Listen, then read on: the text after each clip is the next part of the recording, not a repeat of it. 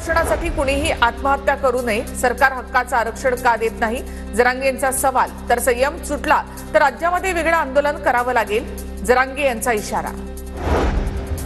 राज्यभरातील शासकीय काम करणारे कंत्राटदार 14 तारखेपासून काम बंद आंदोलन करणार आहेत। 7 महिन्यापासून पैसे मिळाले नसल्यामुळे कंत्राटदार आक्रमक झालेत। राज्यभरातील कंत्राटदारांचे 46,000 कोटी रुपये थकले।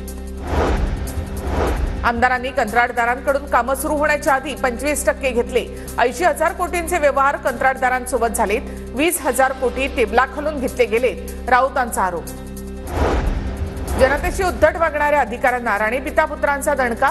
नारायण राणे, निलेश राणेंचा अधिकाऱ्यांना सज्जड दम। जिल्हा नियोजन समितीच्या बैठकीत राणेंचा अधिकाऱ्यांना दम। आम्ही कडक धर्मांतर विरोधी कायदा आणणार, महाविकास आघाडी काळामध्ये तुमचे अप्पा होते, आता मस्ती नको, मंत्री नितेश राणे यांचं वक्तव्य।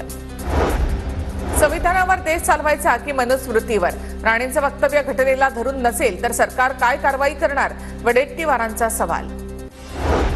देशमुखांचा विषय वेगळा आहे, जरांगेंना प्रत्येक गोष्टीमध्ये पडायची गरज नाही, विजय वडेट्टीवार यांचा जरांगे यांच्यावर निशाणा। सगळ्यावर बोलायचा वडेट्टीवारांनी ठेका घेतलाय का, गोरगरीब शेतकरी ओबीसींच्या बाजूने का बोलायचं नाही, जरांगेंचं वडेट्टीवारांना प्रत्युत्तर। पुण्यातील खालकर तालीममध्ये महाराष्ट्र केसरी पैलवान पृथ्वीराज मोहोळ यांचं जंगी स्वागत। खालकर तालमीमधूनच पृथ्वीराज मोहोळ यांच्या कुस्तीला सुरुवात।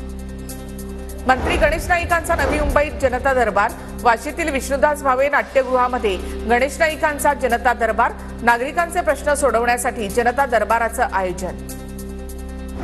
मुंबईतील प्रतीक्षानगर समोर येत्या 2 वर्षांमध्ये सहकार भवन उभारणार। मुंबई बँकेच्या नव्या शाखेच्या उद्घाटनावेळी प्रवीण दरेकरांची घोषणा। राहुल नार्वेकरांच्या हस्ते चुनाभट्टी येथील नव्या शाखेचं उद्घाटन। निवडणुकांवर लक्ष ठेवण्यासाठी काँग्रेस पक्षाकडून समिती। निवडणूक निकालाचं विश्लेषण करण्यासाठी काँग्रेसची ईगल समिती। ईगल समितीला सर्वप्रथम महाराष्ट्राच्या निवडणुकीच्या विश्लेषणाचं काम। पुण्यातील रस्त्याच्या दुरावस्थेबाबत मनसे आक्रमक। कोंढवा खुर्द आणि कोंढवा बुद्रुकला जोडणाऱ्या रस्त्याची दुरावस्था, रस्ता तात्काळ दुरुस्त करण्याची मनसेची मागणी। कल्याणमध्ये मुलीवर अत्याचार करून हत्या केलेल्या कुटुंबाला वारंवार धमकी। रात्री अज्ञात तरुणाकडून घराबाहेर दहशत माजवण्याचा प्रयत्न, तर पोलीस घराबाहेर सुरक्षा देत नसल्याचा कुटुंबाचा आरोप। पालघरमध्ये शिवसेनेच्या पदाधिकाऱ्यावर पुन्हा हल्ला।